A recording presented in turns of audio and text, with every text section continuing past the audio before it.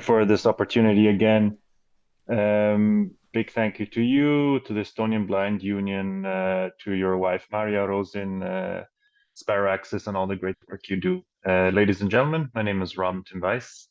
I'm the Director for International Affairs at the Zero Project. For those of you who can hear me, but perhaps not see me, I'm a white Caucasian male in his early 30s, a receding hairline, wearing a blue polo shirt and a dark mm, blazer over it. I have a little stubble beard, and I'm smiling because I'm very excited to be here with you all. I will try to speak as slowly and as clearly as possible. Teate, kuidas ma välja näen. For our accessibility partners today. Nagu öeldud, suur aitäh Please let me know if at any time tänastele I'm speaking too quickly korraldajatele or not ja kui kellelegi happy to change accordingly.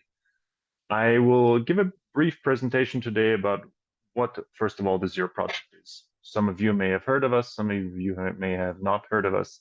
And for me, really, I'd like to use the next 60 minutes today to outline ways in which we can cooperate, because as I've mentioned to Jacob several times in the past, I am very certain that there's a lot of great work being done in Estonia when it comes to disability inclusion. And we really want to highlight that work because our organization as such is really about highlighting good practices, finding and sharing models all around the world that remove barriers for persons with disabilities.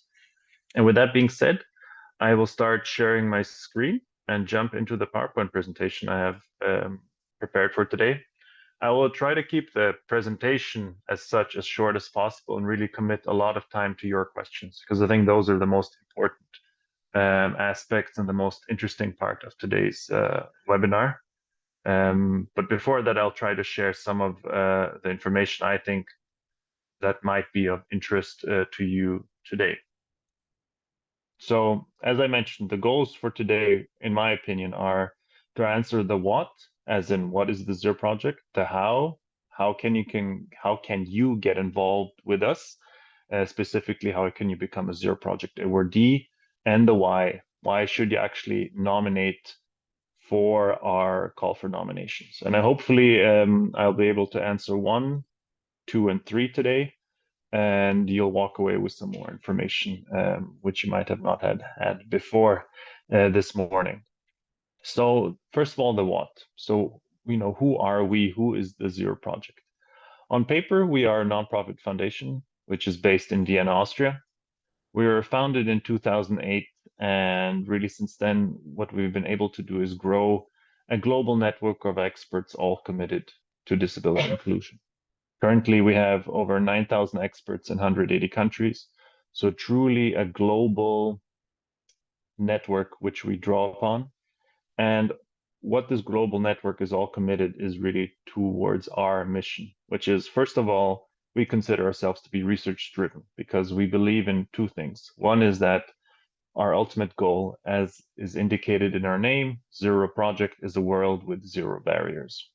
And in order to achieve that, quite frankly, very bold goal, we find and share solutions that improve the legal status, the human rights of persons with disabilities, and remove barriers for persons with disabilities. So, of course, we work with a social model of disability, and we believe that the barriers in society are the problem and not the disability in and of itself. So for us, what is really interesting is that we work across all disabilities and across all continents in order to achieve that goal. And since 2013, we have awarded over 880 awardees, which have in one way or another removed those barriers and which have stood out when it comes to impact and when it comes to innovation, and also when it comes to the scalability of their work. Now I'll get into the detail of what it means to be a Zero Project awardee, how one can become a Zero Project awardee. But I just wanted to give that background information so you understand where we're coming from, what our organization is, and also what our organization is not. So what you see here on the slide is the hashtag ZeroCall24. This is abbreviation for what we call the Zero Project Call for Nominations 2024. And you see here also the words inclusive education and ICT. And that is because since we work across all disabilities and across all continents per year, We operate on a 4-year research cycle in which each year is committed to one theme, is committed to one topic. And this year it is inclusive education and ICT. And the next year it is employment. The year after, accessibility.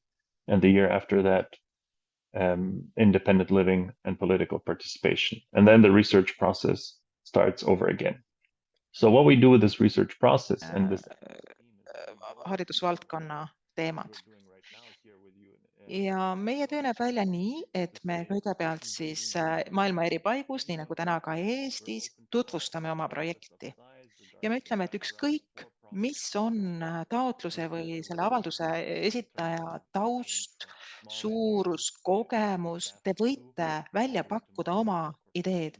Ükskõik, kas see on 2 inimese välja mõeldud idee, 2 inimese MTÜ või on see mõni hargmaine ettevõte, kõik on oodatud. Oluline on see, selles suures valemis just, et selle projekti, mis välja pakutakse, eesmärk oleks takistuste kõrvaldamine. Ja mida me praegu toonitame, on just see, et taotlusi võivad esitada kõik oma ideid pakkuda. Aga nende ideede juures võiks olla sellist 3 tähtsat märksõna, mis on slaidil ka hetkel näha sammastena, roomastiilis sammastena. Ja üks niisugune põhimõte on innovatsioon, teine on big words, so what do we mean by that? So for us, first of all, innovation is to highlight the idea that innovation can be technology-based, but it doesn't have to be technology-based. Each and every nomination we receive, we look through a socioeconomic lens. And in order to do that, and this is one of the things which I think also differentiates us from others, we as the Zero Project do not review your nominations. This is done by our global network of peer review experts. So if we receive a nomination on inclusive education from Paraguay, we as the Zero Project are not going to review that because I personally have never lived in Paraguay. I don't speak the language, I don't know the region, and I don't know their progress and work on disability inclusion. However, we have people in our network which live in Paraguay, which are inclusive education experts in Latin America, and which are able to answer if this approach has been taken before or if it is truly innovative. Maybe it's a new participatory model which has enabled persons with disabilities to create a new inclusive education practice. Or maybe the innovation stems from elsewhere. So that for us is innovation, the question of, has this been done before? Is this a new approach? How is this a unique and creative way which allows persons with disabilities to be involved in solutions for themselves? The second one is impact. So here we really are looking at qualitative and quantitative data. So basically meaning numbers and stories. Can you point to either in order to highlight the impact which your work has had? And the last one, scalability, is this idea of replication. Can what you're doing in Tallinn be used in Tennessee? Can what you're doing in Canada be used in Cameroon? Is this a model? Is this a technology? Is this a practice? Is this an initiative which could be replicated elsewhere because it's either low tech, maybe it's low costs which are associated with it, or maybe it's a licensing model which can be replicated elsewhere. So these 3 items, innovation, impact, and scalability, first of all, we don't see it as black or white. It's not that you have one and you don't have the other and that you won't become an award or you won't be successfully peer-reviewed. We see this as a nuanced analysis of these 3 key criteria and indicators, which we look for when we encourage individuals and organizations to nominate. So then, in regards to nominations, we want, or I would like to actively encourage, if you have a solution, especially which is related to multiple or severe disabilities, if it's a solution which perhaps also includes those with paljude erinevate puuetega inimeste jaoks, siis see on loomulikult eriti teretulnud.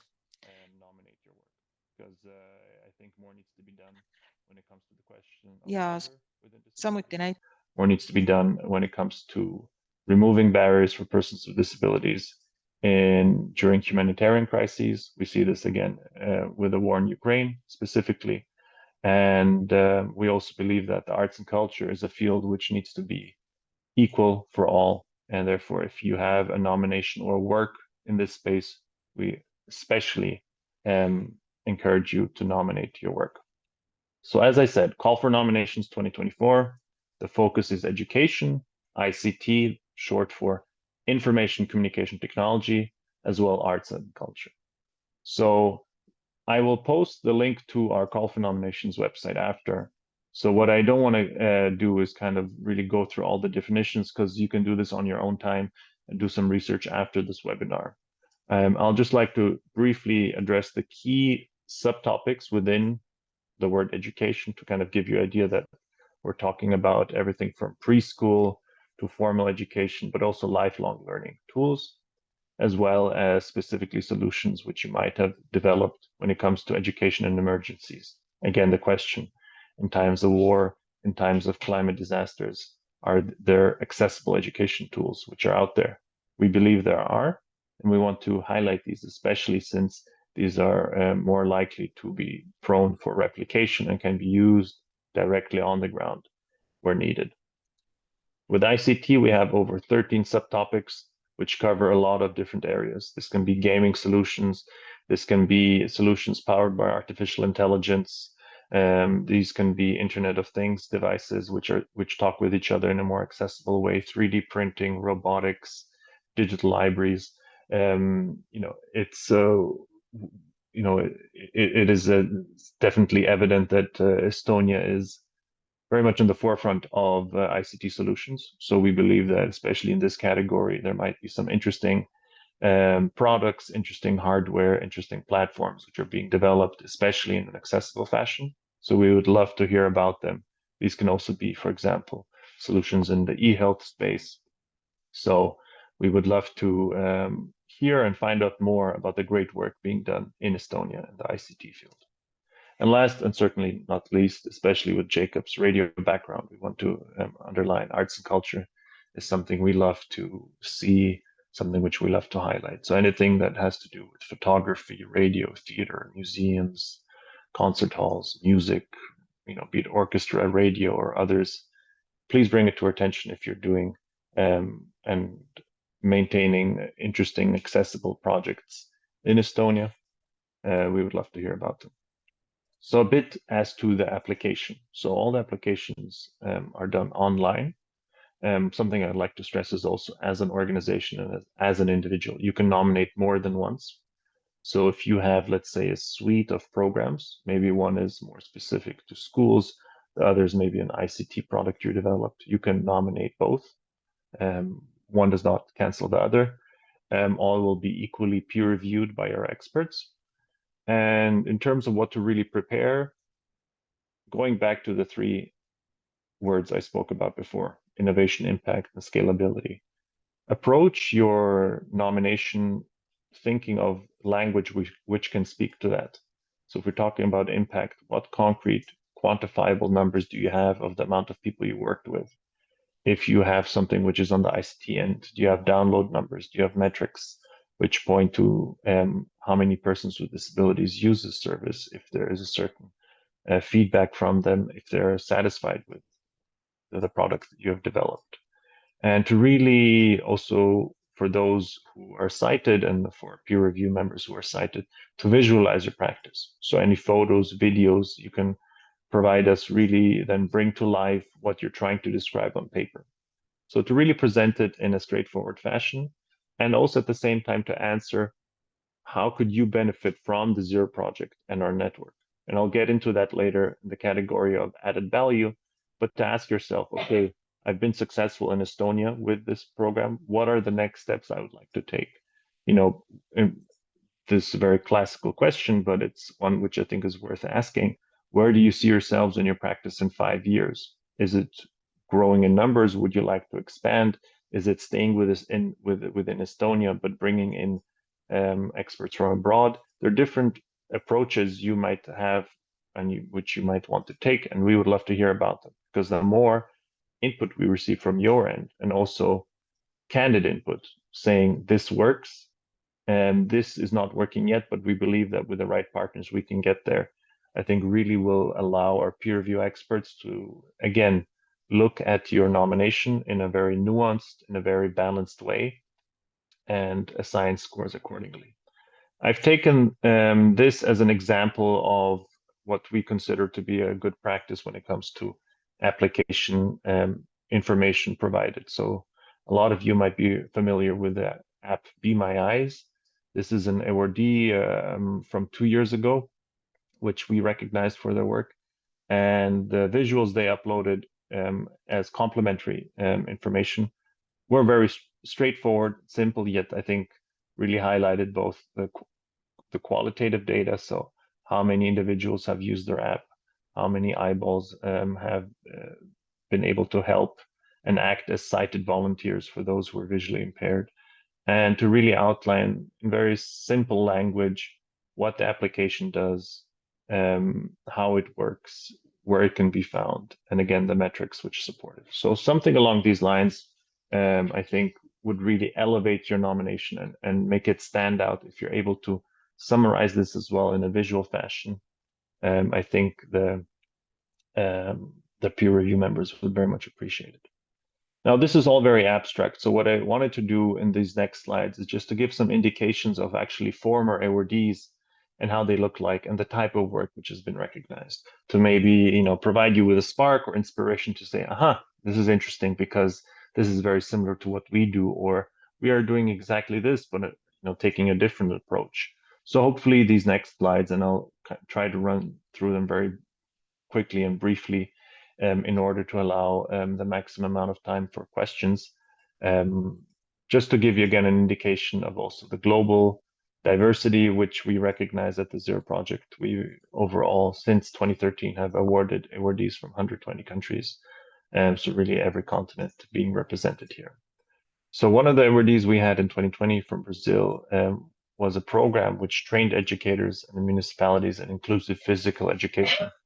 So this idea of how can you have sports classes which truly include all students with and without disabilities. So no separate classrooms and no separate physical education courses. And this is extremely well received and expanded throughout various states in Brazil, and is a very successful program, which we were able to award. The same with more on the legislation and policy side. In 2016, awardee from Canada, specifically the state of New Brunswick, by law forbid segregated education. So this was a policy change which said all students in one classroom, period. No more segregated education. And again, the innovative part here was that up until that moment, there was no policy in place which enabled and ensured and enshrined in law, in writing, inclusive education. Again, this idea of innovation, which we also believe can come through policy. On the hardware side, an interesting awardee from Namibia is a solar hearing aid. These were environmentally friendly hearing aids, which had solar rechargeable batteries, which dramatically cut down the cost of hearing aids, which within Central Europe can be quite expensive. These were very low cost, environmentally friendly hearing aids, which we recognized and which we're very proud of. A 2020 awardee from Colombia, a recent awardee, is actually an inclusive radio station, a government-sponsored radio station, which specifically had those who are visually impaired and blind create content for those who are visually impaired and blind. This is a very well-received radio station with a lot of listeners in the hundreds of thousands, creating great content and showing that radio is thriving in 2023, and it is thriving and inclusive at the same time. Another awardee of ours from Ireland specifically created, and this comes to the category of community platforms, online training platform for parents and teachers of children with learning disabilities. So really providing them with both content, with courses, but also with support on how to help those with learning disabilities. And another of our former awardees from the art space is actually an inclusive theater awardee from Moldova in 2019, which use the theater plays in schools to address discrimination against persons with disabilities. So, and again, all of these in one way or the other stand out in terms of innovation. And for us, what was innovative about this awardee was not that it was a technology solution, but that it really existed in an environment and in a country in which persons with disabilities for a very long time were discriminated against. And they used a simple but yet emotive and empathetic way, specifically theater, to address that discrimination and to work against it, and so to remove barriers for persons with disabilities. So what I hoped to have showed you with this spectrum is that really anyone is welcome, and that if you're on the fence, you're hesitating, maybe my project is too small, maybe it's too profit driven, maybe it is not the right fit, to really try, because you will get feedback from our peer review experts. Our network is one which really supports everyone who comes through it, and I'll talk a bit more about that. And I would really hope that if you are hesitant, if you are on the fence, please do email me after. If you're not comfortable raising your questions in the forum here in the webinar, I'm happy to answer any questions via email, because we really want you to put your best foot forward. And this is one of the reasons why I do these webinars, is because, again, we as the Zero Project, we don't review your application. So I'm not providing you with pointers and tips and then at the same time reviewing your nomination, but really trying to encourage you to have the best possible presentation of the great work you do, so that then international peer review experts recognize that, see that work, and understand what is happening. So in terms of deadline, we have 12 days to go to the deadline of Sunday, June 18th. However, I bring some very good news, which is not yet public, but I would like to announce it here in the webinar, is that we will extend this deadline to the first week of July, and therefore giving everyone a bit more time in case they would like to start their nomination. We've had exceptional numbers so far, and we really want to make sure that everyone around the world has the opportunity to nominate. So we're giving everyone, especially since we're coming into vacation territory, everyone a bit more time to prepare their nomination. So I'm hoping that this extension gives everyone the motivation to put together their nomination for the Zero Project awards. So this, of course, then updates the awardee journey timeline. First week of July is when ultimately the Zero Project call for nominations closes.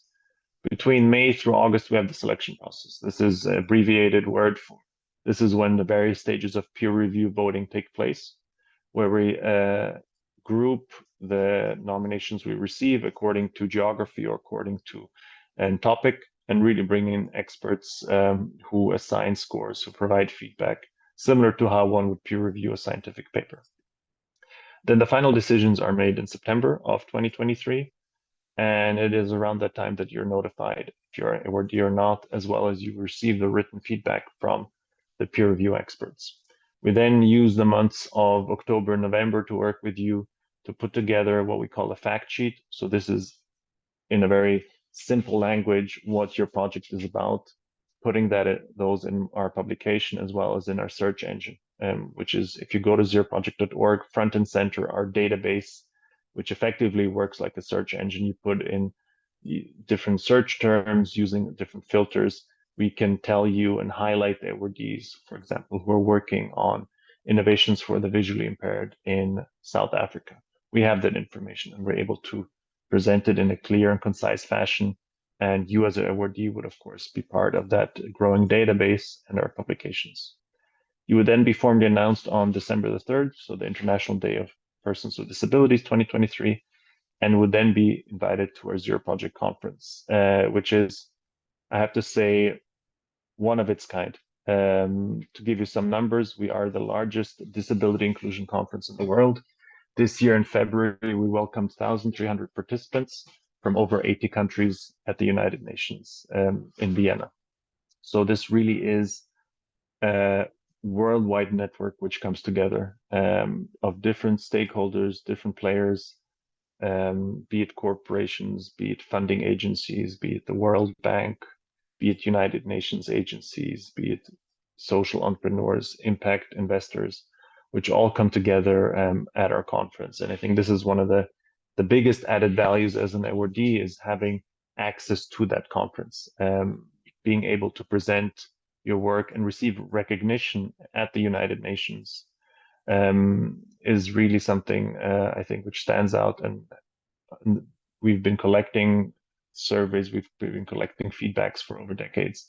And this really is where, quote unquote, the magic happens and where connections are made.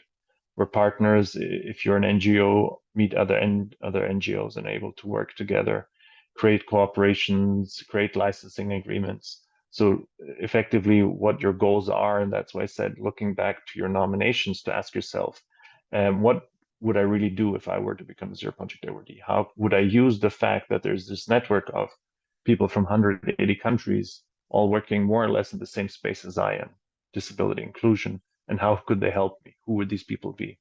And for us to have that information, because that's how we can really make those connections and use the network of networks, which we are. Here, just a screenshot of the press release, which celebrated our 10-year partnership with the United Nations in Vienna. This is a very close relationship we're very proud of, and effectively one of the few NGOs who are able to organize such a big conference at the United Nations. We're very proud and cognizant of that honor, and we really want to provide you, our Estonian friends, with this stage as well. I'm convinced that among the listeners of this webinar is either yourself or some of your colleagues, which are doing exceptional work, which is worth being recognized. And I would love to receive those nominations and for peer review members to agree and to have some Estonian awardees on the stage in February 2024, which we can all together celebrate. One last word, impact transfer. We have something which is called the Impact Transfer Program. So among all those which nominate, 10 awardees are selected for an 8-month accelerator program in which you're paired with some of the key players in the disability inclusion world. You will receive a personal mentor, which will accompany you along this 8-month journey, which will really help you answer the question of how can I scale and replicate my project. So we choose 10 out of usually 70 to 75 awardees, which we receive to go through this program. And I think this is another key added value which stands out. This is an accelerator program which we run together with GIZ, the German Agency for International Development, ATOS, the French multinational corporation, Fundación Descúbreme, which is our Chilean foundation partner, and us, the Zero Project. And again, actively would encourage you to nominate alone for this fact, which really is great. And in terms of numbers, and this relates to database and the screenshot of the database, which you see here, we receive anywhere between 400 to 700 nominations each year. Of those nominations, we put out a short list of potential awardees, which usually is around 120. And of those 120, 70 to 75 awardees are selected each year. This is a intentionally high number because we don't believe in awards of, gold, silver, bronze, as this is the best practice in the world, period. But to say each country, each continent, each region has great, fantastic projects which have tangible impact, which are removing barriers for persons with disabilities. And we want to collect those, again, across all continents and across all disabilities, and make them searchable, make them accessible, make them free for all. Free is also an important point. Access to our database, to our publications, and to our conference, and to our call for nominations is always free and always will remain free, because we believe that this really is a social good, which everyone should have access to. And ultimately, as an awardee, you would be featured in our database, which you could search using various filters, and in which your contact information are public, especially because we believe that this exchange, this outreach from people who want to learn from you is one of the key advantages of the Zero Project. I'll leave it there. I know this was a lot of information to download, a lot of information to process, but I'm excited to answer your questions and to provide you with some insights. Please, there are no questions which are off limit. Ask anything which might come to mind. And hopefully this was informative and gave you some better insights in what we are at the Zero Project. And I look forward to your nomination. Thank you Robin, so much for the incredibly detailed overview. I am excited because I even thought of several projects already. I would personally want to submit because I know we have lots of amazing people behind that and over here as well. So I'm opening it up for questions. As Robin said, feel free to either put them in the chat or raise your hand on Zoom, and we'll be happy to give you the floor. Or if you unmute your microphone, I'll see this as well as a wish to speak. Estonians are notoriously shy, so I'll probably give a little start here and ask a question myself. The thing which most maybe confuses me or which makes me a little hesitant is the scalability bit. It's easy to scale up, let's say, a educational course, etc.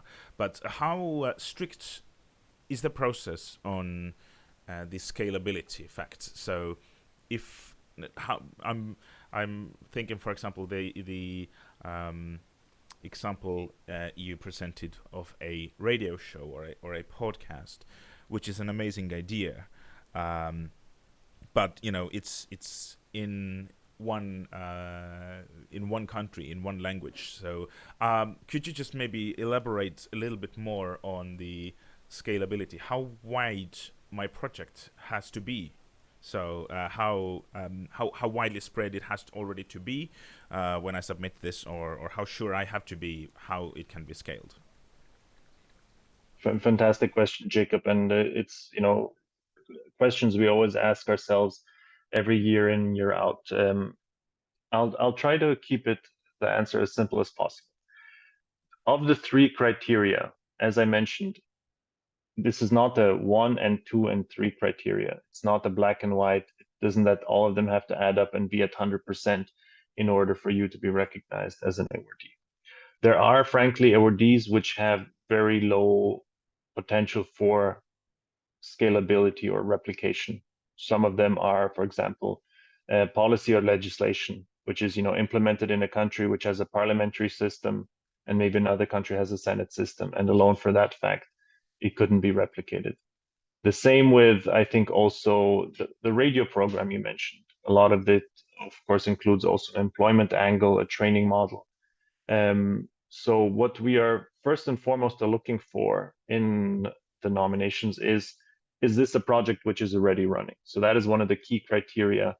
Is it implemented?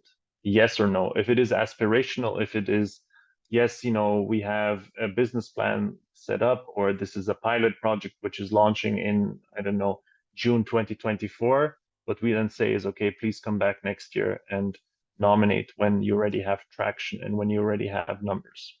This leads me to my next question, or what I presume could be then follow-up question. Well, what kind of numbers are you looking for? And here there's no clear answer because, again, we have to look at it through a socioeconomic lens and according to the region. And our peer review experts, I think, have a background in these industries and can understand what are numbers which are indicative of running something for 12, 16, 18, 24 months, and what is not. So we really are more interested, are the basics right, in the sense, has this been ideated? Was the idea generated by persons with disabilities? Has it been managed by persons with disabilities? Is the organization which is running disability-centric and disability-led? And those basics for us are much more important than, say, having the final answer on scalability, because we believe that scalability is the last equation within those three, and we that's what we're here for, to support in that journey. So we don't want necessarily nominees which have all the answers, which already are in 40 countries, are covered across all continents. We have some awardees which are at a very mature stage, but I would say a majority of our nominees are early to mid stage in their growth. And we believe that receiving this award, gaining access to our network, helps them continue on the growth path, if that makes sense. It definitely does. I'm not seeing any hands at the moment or unmuted microphones. Let me really quickly. Yeah. So another question we got earlier, again about the ideas, and I'll rephrase this a bit because it was the initial question was like what happens if I just have an idea and I don't have an implemented project. So you kind of answered this, but I would elaborate this a little bit more and say, let's say I have an idea and I have a willpower to do something, but I would lack resources, and I'm maybe not meaning financial resources per se in my country, but maybe some countries or some cultural rooms are very small, or some communities are very small, so it's hard to find people who would think alike with you and want to collaborate. Would this be something the network could help me with, or is there an opportunity for people with ideas and concepts to also gain some runway in some sense? Well, absolutely. I mean, first and foremost, the Zero Project, as I said, it's a social good. It's almost like a library, if you think about it. We're there because we have information and innovation, which is stored, and we want to share it with everyone. So there is the one pathway to nominate, but there's also another pathway if you express your interest to say, right now, I don't have a product which is in place or a program which is running. But what I'm looking for are, as you said, maybe user groups with which we could test this outside of Estonia. Maybe we're looking for a like-minded organization in a specific country or on a European level who could help us with this. And these are all introductions which we can facilitate. These are also conversations which we can host at our conference. So what I always say is, please reach out to me, express what you're interested in. I can and will write down my email address again in the chat. And if there is any interest in this regard, we can definitely make it happen. It is just the call for nominations itself is the most clearest and direct pathway to really be involved throughout the year with us as an organization, because there's so many steps, before the conference in which we interact and engage with you. And I think also something which is important to stress, it doesn't start and it doesn't finish at the conference. It's not that, Friday, February 23rd, we wrap up and everyone goes home and we forget about each other. And it is really what we believe in is a long-term sustainable partnership in which we continuously try to understand, as you said, what do you need? Where are you at right now in terms of growth? Is it maybe that you're looking for more exposure at conferences, and we will keep you in mind? And then when we receive invitations, what we do is we don't say, well, have Robin from the Zero Project go speak, because we believe what's more interesting is, rather than myself, is for awardees to speak for us and to speak for their work, because the Zero Project are the Zero Project awardees, and the Zero Project awardees are the Zero Project. We really are the stage on which you stand to present your work, to present your achievements, and therefore that's what we're here for. Thank you so much. So there's a question in the chat. I think it's sent to me privately, though. But is Zero Project a unique thing in the world, or are there any similar things you're aware of, similar projects? So I think we're unique to what extent? There is, as far as I know, no other organization which collects good practices from all continents and across all disabilities. There are many fantastic organizations out there within the disability inclusion world, but usually they are restricted by geography or restricted by the disability they're centered around. And not to say that that is in any way a bad thing. They do, as I said, fantastic work, but there's no organization which stands above it all, which is neutral in the sense, so we receive no government funding, we receive no substantial sponsorship money which influences us in any way. So we really are neutral. We ourselves do not review the nominations. So there's, again, a layer of impartiality and neutrality between us and the nominations. And we really are the organizing and convening vehicle. So in that sense, we are unique because no one else does what we do. And but at the same time, I think we're intrinsically connected to all these great disability-led organizations. So we are shaped by our network, but there's certain things which we've been doing in the same neutral way since 2013, which I think people are attracted to because they know coming to our conference, it's not a sales conference. People are not there to sell you, their accessibility product or service. They're there to highlight the solution they found. And I think they do that in a humble fashion. They're not there to say, we're number one. We know what we're doing. We're the best. No one else does anything like we do. But they're there to say, we found this to be quite effective. We're interested what you think. Because maybe this is a fantastic approach to take in Thailand, but maybe not in Estonia. And to understand those differences and also commonalities at the same time is something which happens at the Zero Project. Right. I encourage people to ask questions. If anybody wants to, please feel free to unmute your microphone. The reason the fact that I'm talking is just because I do radio things, I feel very anxious when there's silence. But everybody, feel free to ask questions from Robin, because it is a great opportunity and amazing project. What is?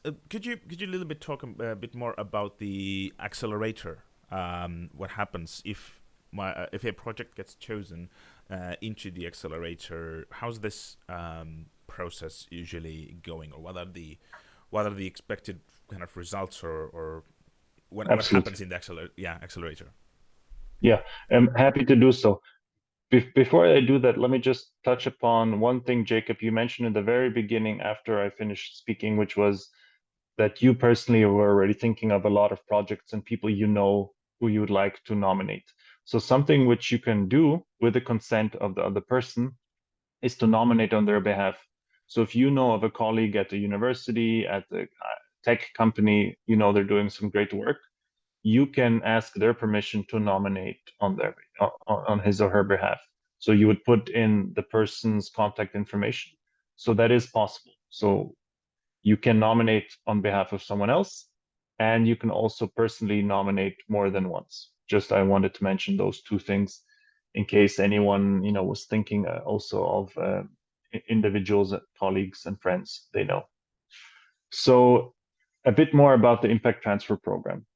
The way it works is that as we are selecting our awardees around late August to September, and this is the only part where we manually as the Zero Project select the participants, is we take of the 75 awardees, 10 awardees we believe together with our partners, which have the highest potential or interest to replicate or scale internationally. We, of course, inform the individuals and say, would you be interested to be part of the accelerator program? A large majority accept. Some, say, well, this is not in our journey, or this is not, where maybe we're not comfortable yet, or we're not, it's too early for us. Sometimes it's the feedback, but very rarely. So usually everyone who is invited to joins. And what happens is, first and foremost, you're paired with a mentor. So this can be someone, and I'll just give you a name for argument's sake, Deborah Rue. So someone in the disability inclusion world, which has a lot of contacts to the corporate world, which has launched and scaled a lot of disability projects herself, and which can speak from that experience and can help with anything from how do I, pitch to media organizations? How do I approach and talk with funding agencies? So depending on what your interest and journey is where your mentor will help you throughout the next 8 months. So that is the customized part of it. So to really have a mentor who one-on-one in sessions together with you works out a plan on how to best progress in your journey and in order for you to achieve your goal. The more standardized part is then a series of webinars which touch upon various topics and issues which can be helpful to all participants. So these vary, and these are usually then also the topics themselves are arranged according to who the 10 participants are. So it's not a cookie cutter, we do this every year, the same webinars, the same topics, the same speakers, but we change it accordingly to the topic, to the theme, and to who the 10 participants are in the accelerator program. And then part of that culminates at the conference are specific pitch sessions in which we invite impact investors and funding agencies to hear about the impact transfer program participants. So there's a good part of the conference, both online and offline, which is reserved for the impact transfer awardees. I would say overall somewhere between 4 to 5 hours in the conference week, which are exclusively dedicated to the impact transfer awardees. So it is a mixture of great mentorship, specific webinars only to impact transfer awardees, and increased visibility at the conference, which are kind of the 3 key aspects of the impact transfer program. Fantastic. Right, let me really quickly look if there has been somebody popping up. And nothing in the chat right now. Okay. I'll ask Jacob, perhaps yes. I will share my screen just again to put up the URL and the email address of mine. Mm-hmm.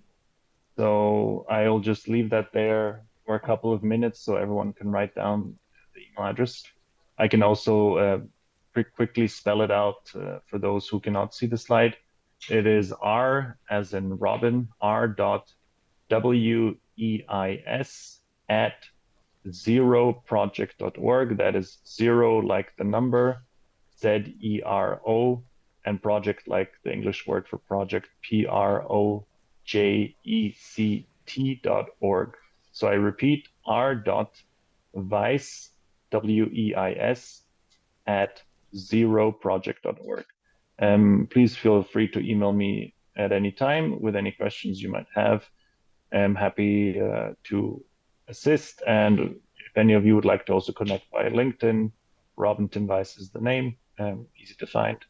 So just get in touch via whatever mode of communication is most easiest to you, and I look forward to hearing from you.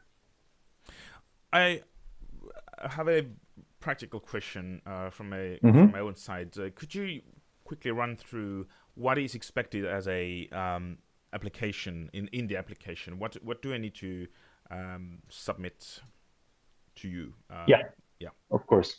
So the application, and I'll make sure that we send this out, Jacob, also via email as a follow-up, both the PowerPoint as well as all the key URLs. So on our call for web nomination website, you have the link directly to that application form. So it's an online form. We can also, and what I will also do is send out an accessible Word document which has all the questions listed ahead of time for those who would like to fill out the questions, kind of review them before they go into the platform. These are fairly straightforward questions. So first of all, you need to set up a title for your nomination. So this is usually the name of your project, a point of contact, the person who is both nominating and who's also the point of contact who is most likely and best suited to reply to emails in English. So this ideally should be a person who's comfortable in English, since the language in which you need to nominate is in English, and also all the correspondence is in English. And then within so we have over 23 questions which you need to answer. Some are much shorter than others. And it really comes down to, what is your project about? Explained very briefly. Explain what you consider, in your own words, is the impact which your project has created. Explain how persons with disabilities are involved. Highlight what you consider to be innovative about this project. So again, this idea that innovation is not technology-based necessarily. Innovation can be can come from different aspects of your work. Again, maybe it's a new way in how you involve persons with disabilities. Maybe this is the first time that such a thing has been done in Estonia. So to really highlight what you consider to be innovative. And then at the same time, we will ask you, how does your project help you? So to really have an answer there, how could we help you? How could our network help you? Where you see yourself in 5 years? The question, if you have been involved with us in the past in any way. This is not a trick question. We just want to know, have you been to our conferences? Do you know about what we do? Just so we have an idea, is this maybe because you were referred to us by someone? Maybe you've, seen this webinar and you were encouraged to nominate and you did. We just want to understand how people find out about us. And then the last part of the application is where you can upload any supplemental information. And that is where I usually encourage, as I try to in the PowerPoint, to say, this is where the videos should go. This is where the photos should go. The more, the better. Really, I think there's no wrong or right content. Just think about, would this help us to better understand what you're writing about? And think about it. If I were to present something which I'm working on, how would you like me to present it? Is this with photos? Is this with videos? Maybe you're including your annual report. Maybe there's a press article which has been written about you. Maybe you were featured on the radio. Maybe you were highlighted in a magazine. Any of that can and should be included and uploaded, because it really then gives a holistic image and picture of your project and what it is about.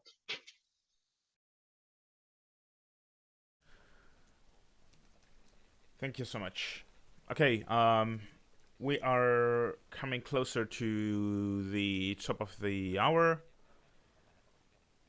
One another question I just got from the chat. There's a person being worried, like, how much reporting is involved in the whole process. Like, if we have a project, we submit it. Do we need to, in the later stages, send additional like reports on, how we're doing, what's going on? Does it set any additional obligations in that sense, or like basically the question is like, how much paperwork is involved with the whole thing? No, this is a very smart question, and quite frankly, it's one of the questions I would ask if I had to nominate something elsewhere. So my estimation is, if you have the photos and videos saved somewhere, you don't need to go digging, you don't need to pull out things, that in terms of time, this will take somewhere between 2 to 3 hours to submit. And I believe if you submit it well, in the sense, we're not looking for a Shakespearean novel, but really simple language, simple sentences on, this is what it is, this is how many people are involved. Then I think the work more or less is done with the nomination, because what we do after you are selected as an awardee is really just try to bring this together in a language which is easy and simple to understand for a global audience. So we have a uniform way of writing our awardee fact sheets and our publications. And we try to keep that style uniform throughout all awardees, regardless if this is an awardee from Estonia, from Bolivia, from Canada. We want the language and the presentation to be the same. So as long as you're able to communicate clearly, I think you're looking at around 2 to 3 hours. The only thing I would disencourage is, what is kind of called as bullshit bingo. So a lot of adjectives, fancy words, because something which the Zero Project is an advocacy operation. So we truly believe in solutions. we understand the challenges and the problems of persons with disabilities in the world, but we want to highlight the solutions. And the solutions are not going to be adjectives, which sound good, which sound great, but there's no substance to it. So as long as you're able to communicate substance, keep it short and simple, I believe that 2 to 3 hours should suffice in order to put the nomination together. And then if you already do your job well, quote unquote, by providing photos and videos, we won't need that information later on in October, November. So everything which you're able to collect now will save you work down the line. In other words, if you only provide us with text and you're selected as an awardee, we will then have to follow up in September, October, November to ask for photos, to ask for videos. So anything which you already have now, please include it at this stage, because it will save you work and time at a later stage. Excellent. Thank you so much, Robin, for your time and for speaking with us. Until I finish, there's the last chance for somebody to raise hand or unmute themselves for a last question. But yeah, I'm very grateful and piqued in the sense that I'm sure you will see some nominations from Estonia this year. I'm gonna forward any questions which would arrive to me, or would they arrive to me? I will let you know, obviously. And yes, in general, thank you so much for sharing everything with us. So yeah, let's hope we will see in the conference. Yeah, I'm very confident, Jacob. I think we'll get some great Estonian nominations. And again, please do not hesitate to reach out to me. I will share my email address, all the important websites with Jacob, I think, who will reach out with a little follow-up email, sure, including also the PowerPoint. And hopefully then everyone has all the information at their disposal. And thank you again to the accessibility teams for the translations and the captionings, and as well as the sign language interpretation. Much appreciated. Exactly. You just took the words out of my mouth. I just wanted to say the same thing. I will be following up for everybody who has been participating with the slide deck with any links and contact details Robin gave us. We actually didn't discuss this before, Robin, but is it okay if we will leave the webinar as a recorded review until the deadline, so that 18th of June, so people can watch it again? Yeah, anytime. You feel free to also leave it past. So the first week of July is the ultimate deadline with a deadline extension. Right. So yes, by all means, please keep the recording online for anyone to review. Absolutely, we'll do that. Thank you so much again. Everybody have a great day, and go and start writing your submissions, I guess. Thank you again, Robin, and thanks for everybody for coming. Perfect last words, Jacob. Take care. Bye.